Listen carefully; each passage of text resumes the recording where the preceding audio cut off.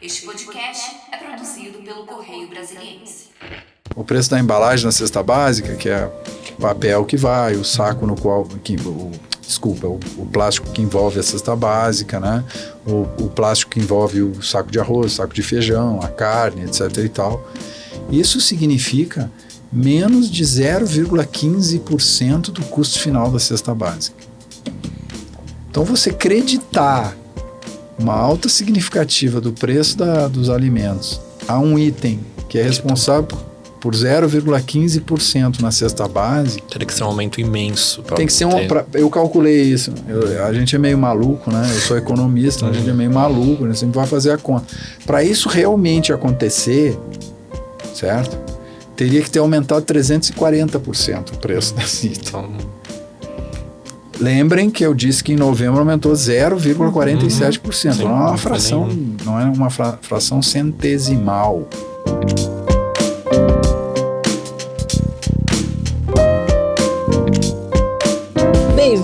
Bem-vinda ao podcast do Correio. Hoje, aqui no estúdio do jornal Correio Brasiliense, a gente tem a alegria de trazer o André Passos Cordeiro, que é presidente da Associação Brasileira da Indústria Química, a ABIQUIM.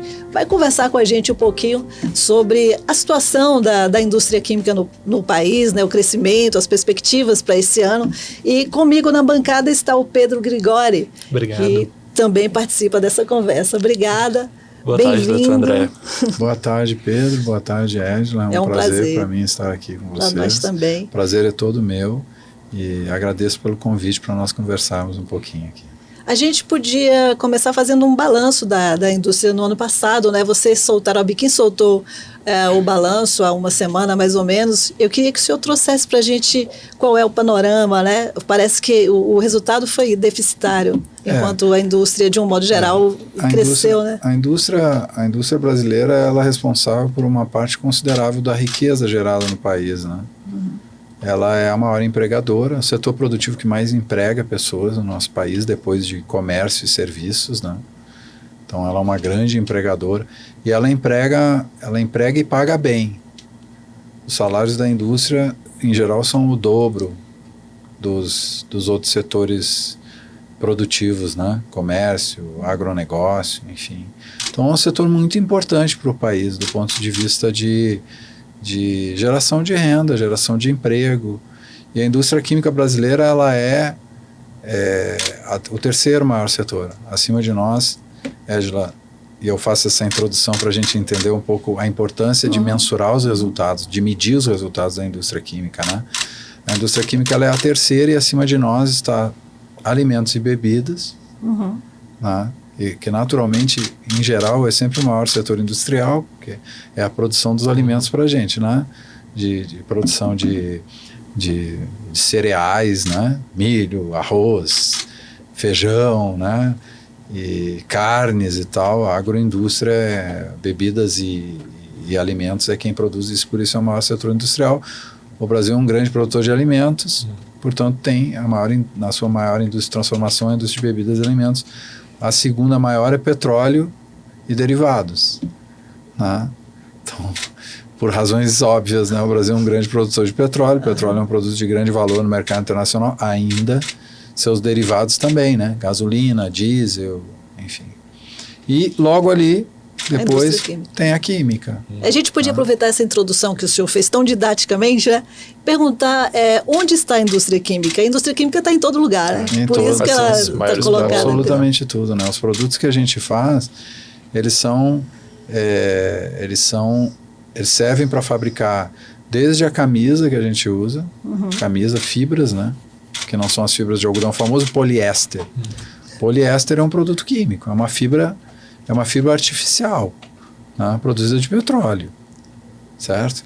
Então, o poliéster, o que a gente chama policarbonato, né? Policarbonato é um tipo de plástico e ele está nas armações de óculos, nas lentes de óculos que a gente usa. Tem lentes de policarbonato, que não são de vidro, que não quebram, né? Então, isso também. Nos nossos sapatos, a cola da sola de sapato, a própria sola de borracha, muitas vezes é borracha sintética, né? A tinta dos carros, tinta leva componentes químicos, uma variedade grande de componentes químicos. Tá? É um produto químico. O shampoo que a gente usa é produto químico. Basta ler na bula ali, né? Eu não vou falar dos produtos, esses nomes, esses grandes palavrões que tem, né? Que estão na tabela periódica e tal, mas você olha ali atrás, tem a descrição de tudo que vai num shampoo. Está nos alimentos também. Está nos alimentos, conservantes, né? Conservantes. Está nos nossos refrigerantes, né? Não vou falar das marcas de refrigerante para não fazer merchandising aqui. Mas está em todos. Mas está em todos os refrigerantes. Então a química ela está em absolutamente tudo que a gente faz. Tá? Para falar de um ângulo positivo, a química nos ajuda através dos medicamentos, por exemplo. Os medicamentos são basicamente feitos de componentes químicos, sintéticos. Né? Alguns extraídos da natureza, sintetizados e transformados em medicamentos. Né? Então a química ela tem ajudado por todas as frentes em aumentar. Se a gente fosse escolher um único indicador, um único número que apontasse a importância da indústria química, a gente escolheria o indicador de longevidade, de idade média. Né? Quando a gente vê a idade média do ser humano passando de 40, depois para 50, depois para 60, depois para 70, 75, chegando aos 80 anos, a idade média no Brasil também tem evoluído muito. Isso em muito é por conta do que a gente descobriu através da química e do que a gente produz na indústria química. Né? Por exemplo, você produz embalagens para alimentos, embalagens plásticas para alimentos. Ali tem uma ciência de conservação de materiais imensa. Você hoje só consegue transportar laranja, frutas de um lugar a outro, porque ali tem produtos químicos que conservam, são aplicados sobre a casca das frutas. Para que ela dure mais tempo, Né? Para que ela dure mais tempo, consiga ser transportada de um país ao outro. Né? Então as soluções alimentares, a segurança alimentar no mundo está profundamente ligada com a química, e não é só no fertilizante, que é usado para aumentar a produtividade da terra. Né? É também em produtos que são aplicados nos alimentos, nas embalagens dentro das quais os alimentos vão, que estendem a vida útil e, portanto, provêm a humanidade de mais alimento. Provendo a humanidade de mais alimento, oferecendo mais alimento para a humanidade, você impacta a nossa vida nesse planeta, nosso tempo de vida nesse planeta.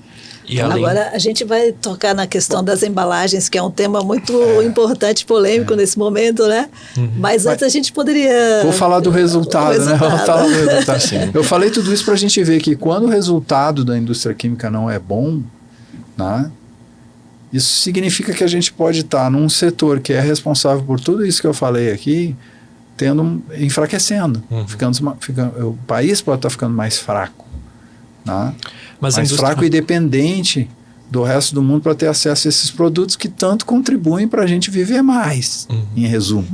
Então, o resultado do ano passado da indústria química foi um recuo no faturamento das empresas. Empresas precisam de resultado positivo para sobreviver, elas precisam aumentar o seu faturamento sequencialmente para continuar vivendo, existindo.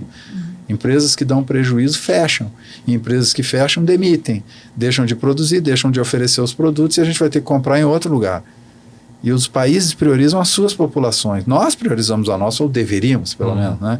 Então, quando o país tiver que fazer uma escolha entre suprir o seu povo ou um outro, Make America Great Again. Né? MAGA, né?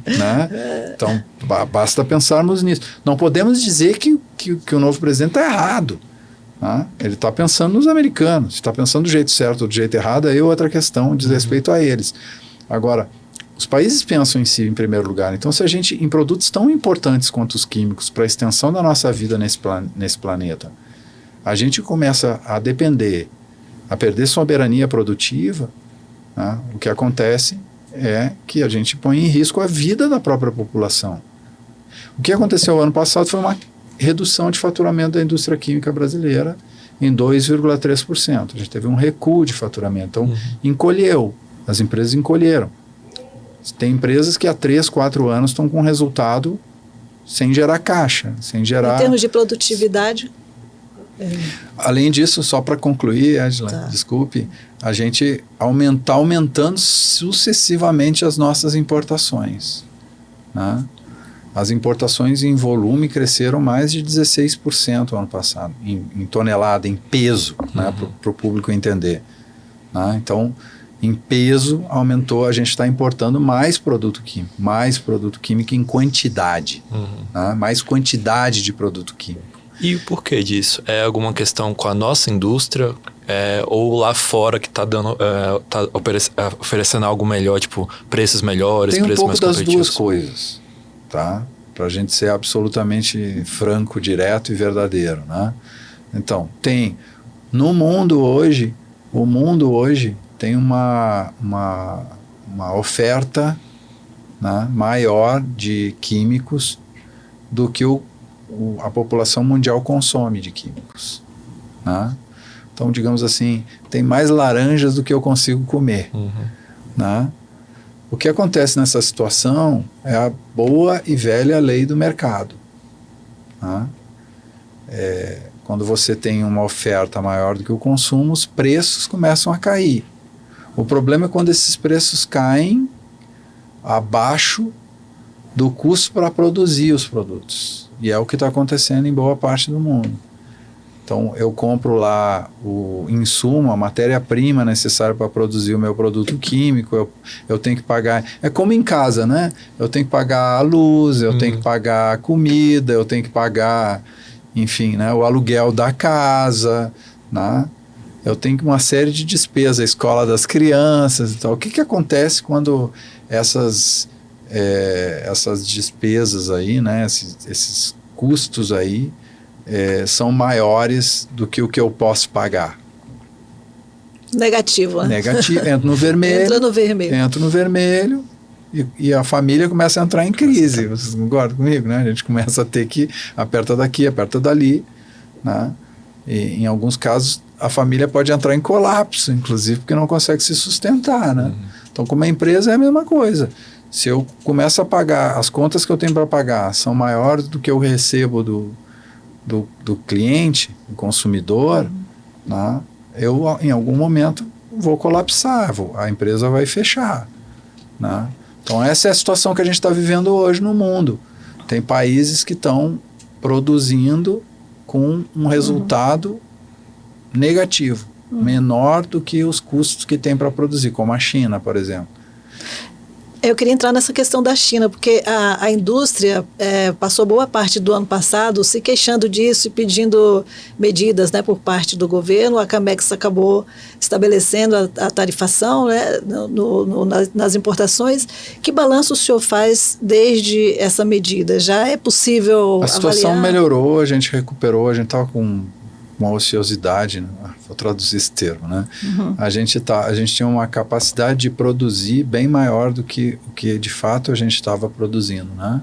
Então, se eu consigo produzir 100 unidades de um produto na minha fábrica, eu estava produzindo 60 só. Então, eu poderia produzir 40 a mais do que produzo, né? Isso é o que a gente chama de ociosidade. É um termozinho econômico difícil aí, Capacidade né? ociosa. Capacidade ociosa, exatamente, né? É como se eu também tivesse a capacidade de trabalhar 8 horas por dia, no entanto eu só tenho um contrato de trabalho para trabalhar 4. Eu estou desperdiçando 4 horas de produção, de trabalho, do que eu posso entregar para a sociedade, né? Então isso estava acontecendo e isso diminuiu depois da medida. Ou seja, a indústria começou a produzir mais, né, efetivamente, depois da medida, né? E a gente viu que as importações começaram a diminuir também um pouco e os consumidores começaram a procurar aqui dentro do país. Isso melhorou um pouco o resultado das empresas, porque elas passaram a produzir mais e passaram a faturar um pouco mais. Só que a gente tem novembro, dezembro, janeiro e uma parte de fevereiro só do efeito. Então é muito cedo ainda para a gente conseguir dizer, olha, realmente ajudou a resolver, mas a gente tem indícios de que sim, começou a ajudar a resolver, sem que a gente visse grandes impactos negativos na economia brasileira, né? Até porque a gente também está em meio a uma guerra comercial, né, no campo internacional. A gente não sabe muito bem Eu não sei que avaliação o senhor tem, mas a gente não sabe muito bem onde vai dar isso aí, né? Inclusive, o senhor citou agora há pouco que cada país tem que primeiro proteger a sua indústria, né? Que é o que o Donald Trump está fazendo e alegando lá, e vem recebendo críticas, né? Porque você acaba minando o multilateralismo que vinha sendo a marca do comércio internacional. Como é que o senhor vê isso e como a indústria brasileira, especialmente a química, pode avaliar e se comportar diante dessas promessas dele? Um país só faz sentido um país existir, uma nação existir, se o primeiro objetivo dela for defender aqueles que moram dentro desse território delimitado. Né? Vocês não concordam comigo? Porque se esse país não defende quem mora ali dentro, ele pode abrir as suas fronteiras e se misturar com os outros, até que faça sentido ser um país, certo? Evidentemente que todo governo e toda nação tem que defender o seu povo em sintonia com os melhores interesses do mundo. Então, eu não vou só defender a minha população.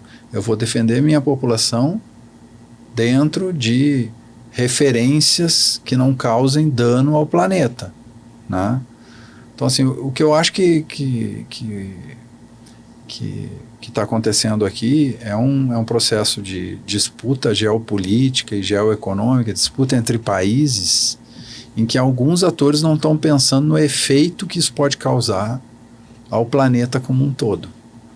Proteger-se de práticas predatórias, de práticas ruins de outros países no comércio internacional é absolutamente legítimo, e foi isso que o Brasil fez quando elevou o imposto de importação de setores da sua indústria, não só do químico, né? Ele elevou do aço, ele mexeu no alumínio, ele mexeu em alguns produtos de papel e papelão, né? De celulose, na verdade. Então tem alguns setores que foram abrangidos por medidas protetivas, de defesa. Mas ele fez isso dentro das regras do comércio. Dentro das regras de comércio internacional. Então, o imposto de importação foi elevado até o limite permitido pela Organização Mundial de Comércio. A Organização Mundial de Comércio diz assim, olha, em determinada situação, o teto de imposto de importação para o produto A, B, C e D é X, é 20%, vamos dizer. Quem passar desse teto está desrespeitando a regra da Organização Mundial de Comércio, que foi acordado por todo mundo numa mesa de negociação. É o que o governo americano está fazendo, aliás, né? Quando impõe 25, 35, 32,5% é o imposto de importação de vários produtos químicos nos Estados Unidos, acima do teto da Organização Mundial de Comércio. O Brasil não fez isso, ele agiu dentro das regras permitidas no direito internacional, nos acordos internacionais, e fez no momento certo. Fez para defender a sua indústria, fez para defender os seus empregos aqui dentro do nosso país. E fez por quê? Porque a disputa entre esses dois gigantes no comércio internacional, China e Estados Unidos, estava causando caos no sistema de preços desses produtos no mundo. Tá? Parece bom a gente ir ali, o preço está caindo, vamos lá, vamos comprar. Tá? É ótimo que o preço caia. Só que quando o preço cai abaixo do suportável, começam a fechar as fábricas. E fecham aquelas fábricas que não conseguem entrar nesse jogo suicida. Né? Porque pelo menos um dos atores, que é a China, está produzindo abaixo do custo de produzir. Certo? Com subsídio intenso. Ou seja, o Estado bancando, né? Um Estado bancando. E o Brasil, na situação fiscal que ele tem, não tem condições de competir com países com a indústria do tamanho que tem como a chinesa. Por exemplo, na química, a China é 43% do mercado internacional de químicos. Ela, sozinha. Os Estados Unidos, que são o segundo, é 20%, mais ou menos. Nós somos o quarto. Né? Mas aí o degrau baixa, e baixa bastante, tá? Infelizmente. Mas a gente não consegue entrar nessa briga pelo tamanho do Estado brasileiro, pela falta de capacidade financeira que ele tem. A gente não consegue se defender usando os recursos do governo para entrar nessa grande briga. A única forma é você colocar uma barreira na entrada. para que os preços que vêm de fora sejam racionais, razoáveis, equalizáveis, né? Colocados no mesmo nível do que a gente está produzindo aqui. Quando eu falei, Pedro, que a gente também tem problemas, nós temos, por exemplo, os Estados Unidos, a rigor, não precisariam fazer muito isso que a gente fez. Por quê? Porque na química, por exemplo, e eles não fizeram na química ainda, e espero que não façam, e acho que entendo por que não vão fazer. Porque os Estados Unidos têm um gás natural muito barato. Gás, gás, né? Tipo o gás que a gente usa no botijão, um pouquinho diferente, mas é aquilo lá, né? Então o gás natural nos Estados Unidos custa $2,50 por unidade, certo? No Brasil, nessa mesma unidade, o gás custa $12,80, certo? Então assim, e o gás dos Estados Unidos ainda é mais barato do que o gás que usa o chinês. Então eles têm uma matéria-prima para fazer químicos muito mais barata que o chinês e muitíssimo mais barata que a brasileira e muitíssimo mais barata que a europeia, que são as 3 regiões mais importantes da química, né? Então eles resistem a essa briga com essa vantagem de ter um custo de produzir menor. Então o chinês baixa o preço, eles baixam. O chinês baixa o preço, eles baixam. E ainda assim eles conseguem ter um resultado positivo porque a matéria-prima é muito barata. Tá? O que o Brasil tem que fazer agora? Ele tem que começar a reduzir o preço da matéria-prima, do gás. E ele pode fazer isso. Ele pode fazer isso. Ele pode, e a gente está conversando com os produtores de óleo e gás no Brasil para eles entenderem esse cenário mundial e verem que eles não podem seguir praticando os preços que eles estão praticando. No final das contas, então, a população acaba sendo beneficiada. Né? A população vai ser beneficiada no fim do processo se a gente conseguir fazer esse ajuste, digamos assim, resolver essa fraqueza brasileira do lado do custo de produção. A energia é outro fator que no Brasil é muito caro. Chega às vezes até, comparando a indústria brasileira com a americana, a gente paga tarifas de energia elétrica aqui para consumo industrial até 4 vezes mais cara do que a americana. Por quê? Porque a gente tem muito encargo em cima.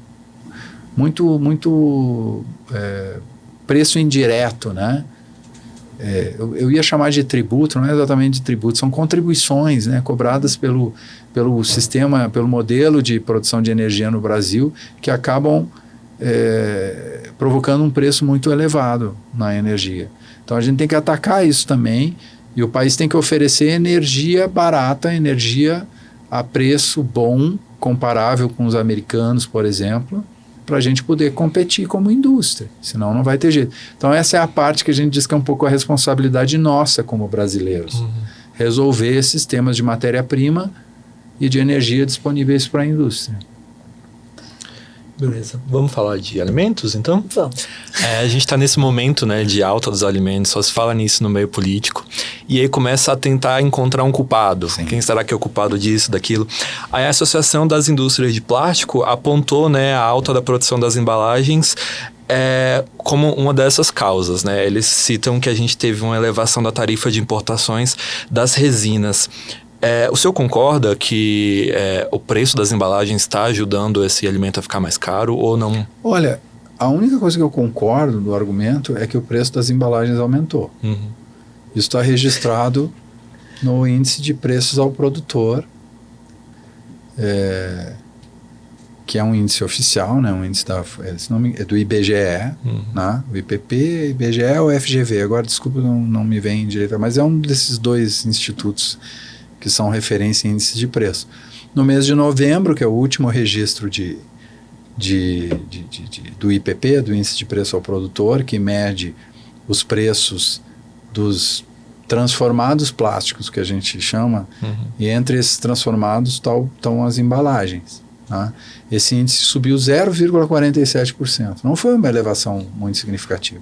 Em relação ao mês anterior, que foi outubro, 0,47%. Tá? Ajustado, né? Ajustado para o período. Tá? Então teve um aumento de 0,47% nesse item. Em novembro. A decisão, por exemplo, de aumentar o imposto de importação da matéria-prima para a embalagem, que é a resina, começou a ser efetiva a partir de 15 de outubro.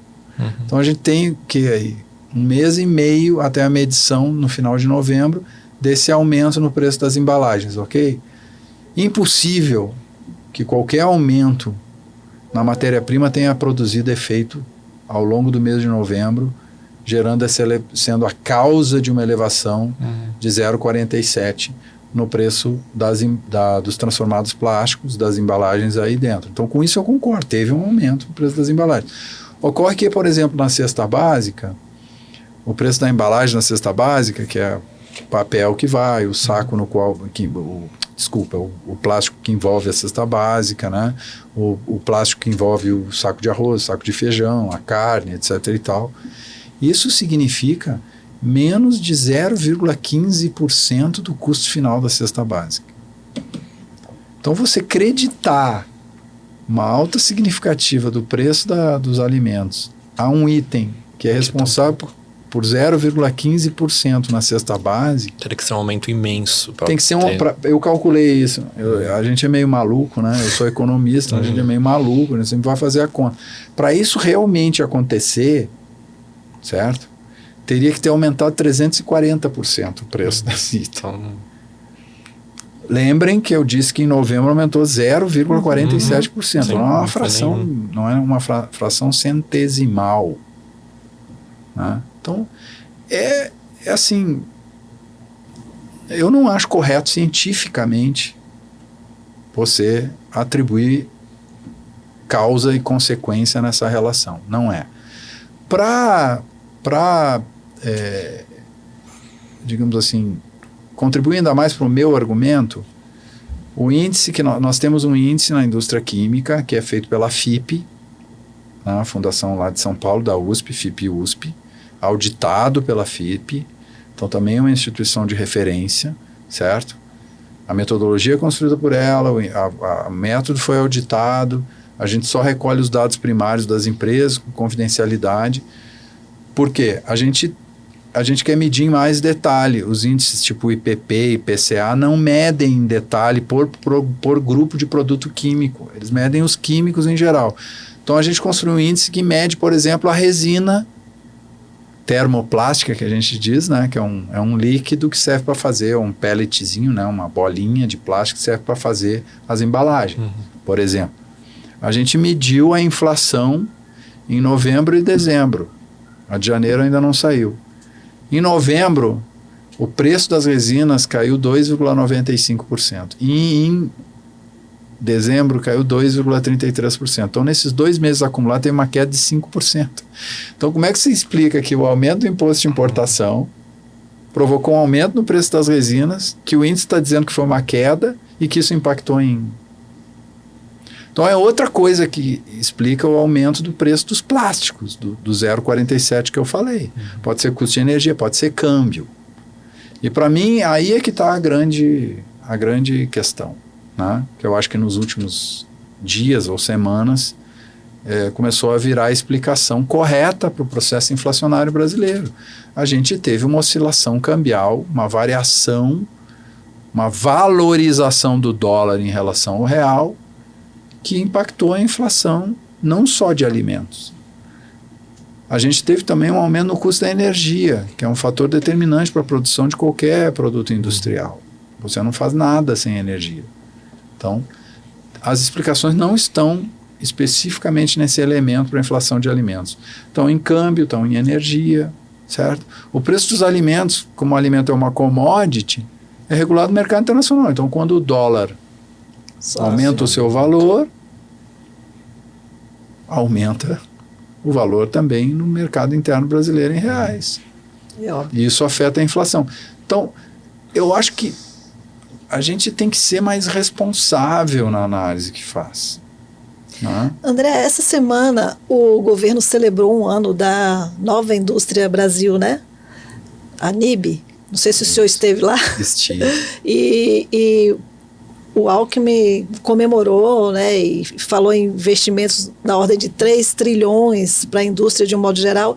Eu queria que o senhor fizesse um pouco um balanço desse ano e de que maneira o seu setor tem sido beneficiado. Há mesmo uma neoindustrialização no Brasil? Edila, 1 ano é pouco tempo, né? Então, assim, a gente vem num processo de míngua, né? De diminuição, de enfraquecimento da indústria brasileira há 2 décadas. pelo menos, né? Então, 20 anos de enfraquecimento e 1 ano de política industrial, né? Mas há uma política industrial? Há o senhor uma vê política aí industrial, que a sim, grande questão sim, é essa, né? sim. Que, assim, Então, primeiro e mais importante aspecto positivo, há uma política industrial, certo? A indústria química brasileira sempre defendeu a existência de uma política industrial. Porque em todo lugar onde tem indústria forte, em indústria química forte, há política industrial. A Alemanha sempre teve política industrial. Os Estados Unidos sempre tiveram política industrial, embora digam que não, mas sempre tiveram, né? Aliás, os Estados Unidos foram os primeiros a ter uma política industrial organizada por missões, ou uma política tecnológica organizada por missões, como o Brasil está fazendo agora. O exemplo mais eloquente disso, mais visível disso, é a política espacial americana, né? Foi definida uma missão: levar um homem à Lua e trazê-lo de volta com vida. Essa era a missão, na tradução literal do inglês. E aí, para fazer isso, eles organizaram toda a cadeia produtiva, todo um sistema de produção, partes e peças do foguete, combustíveis de foguete, tudo que precisasse industrializado, tecnológico, para levar o homem à Lua e trazê-lo de volta, foi estruturado.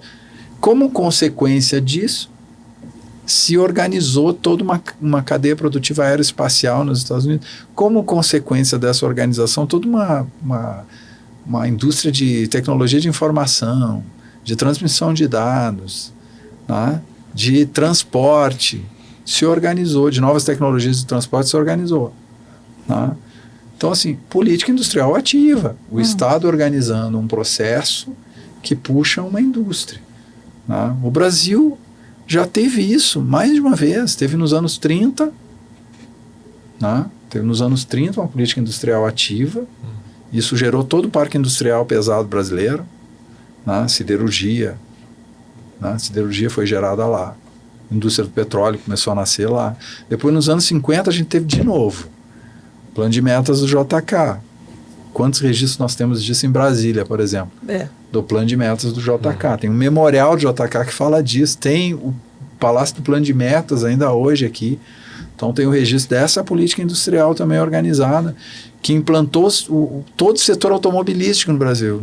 Vocês devem estar lembrados disso. Antes do JK era importação de carro. Começou ali, Volks, toda essa turma. Ali, 5 anos em 5. Tudo baseado... 50 anos em 5. 50 anos em 5. Tudo isso baseado na implantação da indústria de bens de consumo no Brasil. Então, bens de produção, Getúlio, bens de consumo, JK.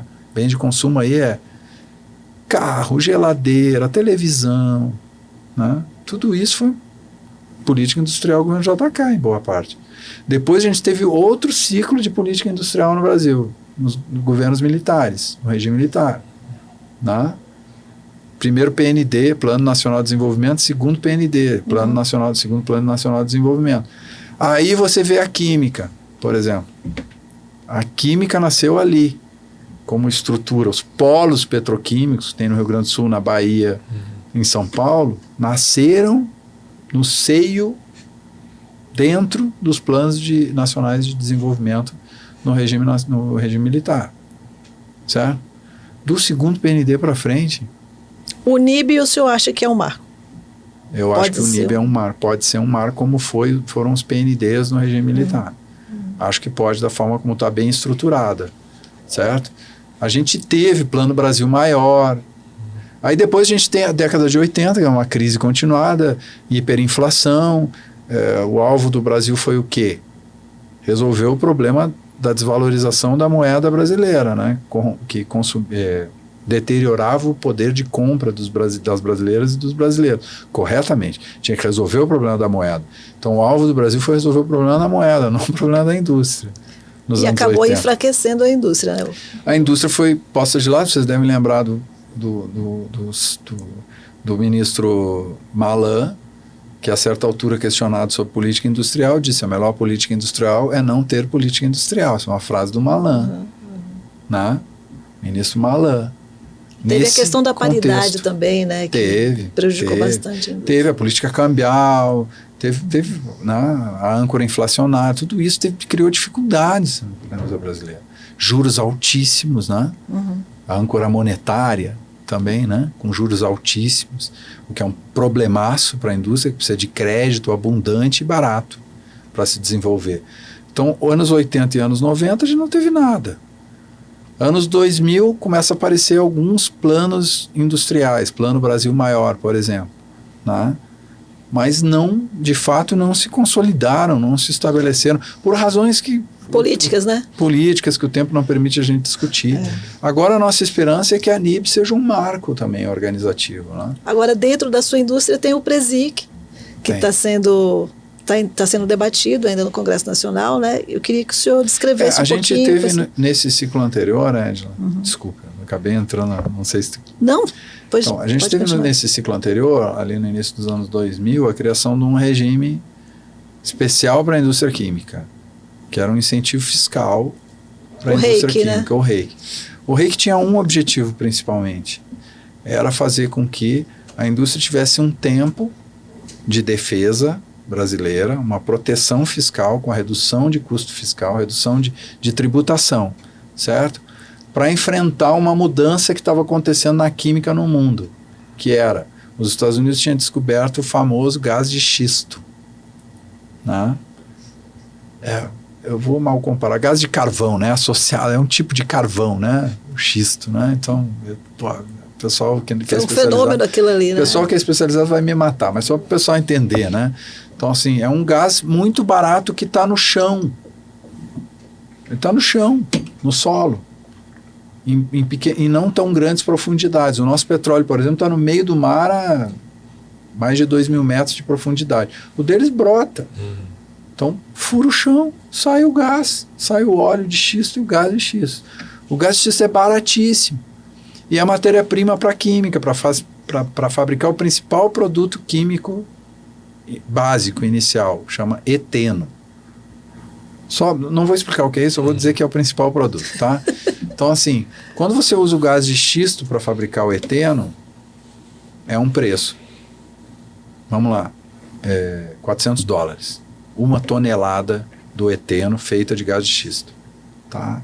Para você fabricar um gás de xisto, um eteno, do petróleo, que é como o Brasil faz, é $1.400.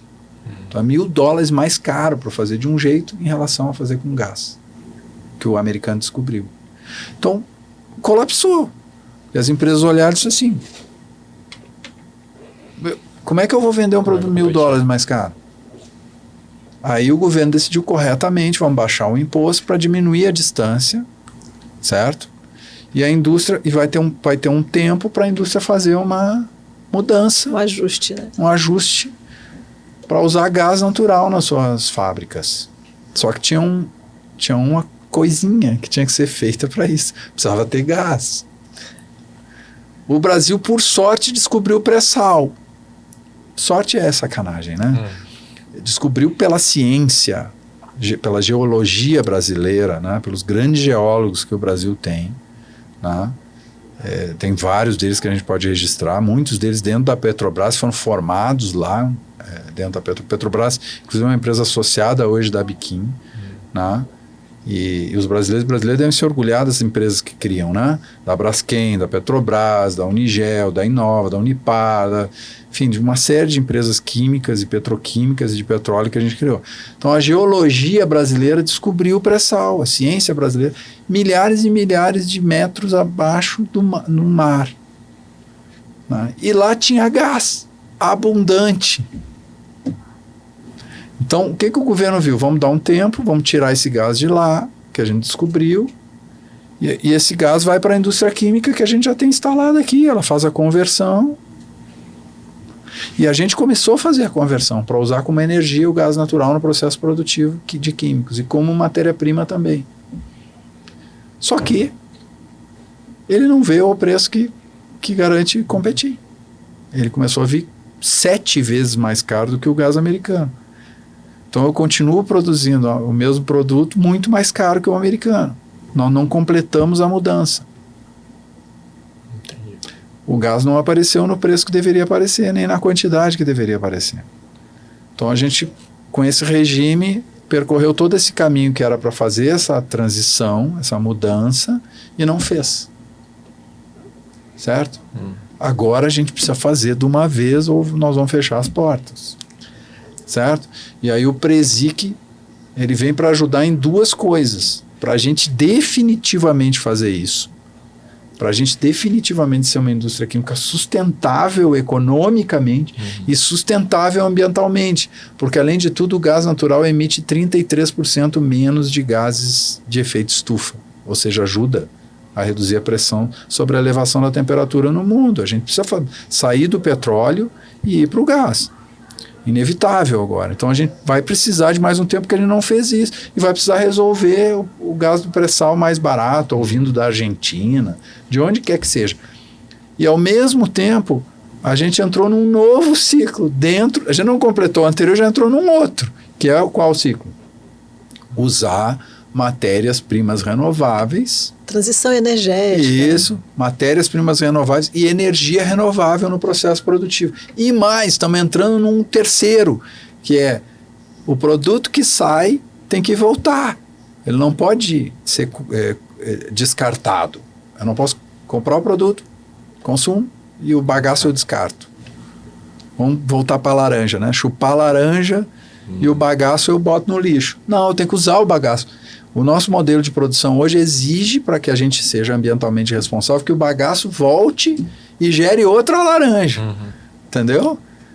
Então, tem mais esse ciclo ainda. Eu tenho que usar o renovável e tenho que fazer o produto final voltar e voltar, que é o que a gente chama de economia circular. Né? Então, eu não completei o do gás. Eu tenho que completar o do gás. Porque o Trump vai continuar produzindo com gás, né? Drill, baby, drill, como ele fala, né? Perfure, garota, perfure. Né? Tira petróleo, tira gás, vai continuar. Então, tem que ter gás para conseguir competir com essa turma. E segundo, eu tenho que começar a estimular o uso de matéria-prima renovável, porque daqui a 20, 30 anos que seja, vamos lá, nós vamos estar nesse padrão de produção. Então, o que era o gás lá atrás, vai ser a matéria-prima lá na frente. E ou eu começo agora e faço esse ciclo, ou eu vou estar na mesma situação que eu estou hoje em relação ao gás, no renovável lá na frente. Então o Presic é para construir de novo a ponte para a gente conseguir resolver o que faltou resolver aqui e fazer o caminho para chegar no renovável lá na frente. E o Presic, então, prevê estímulos a esse setor do ponto de vista... Programa especial de sustentabilidade da indústria química. Sustentabilidade não é só verde. Sustentabilidade é empresa sustentável, é processo de produção sustentável. Ele precisa parar de pé, ele precisa gerar resultado econômico. Ele precisa ser competitivo, ou ele não vai... E a indústria química, a gente sabe que é uma das mais sustentáveis, né? A nossa brasileira. Exatamente. A gente vai ter que pautar isso para um novo encontro, porque já fomos informados que o nosso tempo acabou, né, Pedro? Você gostaria de... Tem assunto pra caramba. Tem muito assunto. 50% em vários produtos a gente emite 50% menos do gás de efeito estufa do que o resto da indústria química mundial, por conta do nosso uso de energia renovável, de matérias-primas renováveis, mais do que o resto do mundo. Então, produzir químicos no Brasil é bom para o mundo. Então, é aquilo, voltando lá no início, fazendo a economia circular da fala. Tá? A gente pode, concluindo, aumentando a produção de químicos no Brasil, fazer bem para o brasileiro, gerando riqueza aqui, defender o nosso povo e, ao mesmo tempo, defender o planeta. Muito bem. Incrível. Doutor André, muito obrigado pela sua presença. Foi ótima a conversa. Obrigada. Nós conversamos com André Passos Cordeiro, que é presidente da Associação Brasileira da Indústria Química, ABIQUIM. Obrigado. E até o próximo podcast do Correio.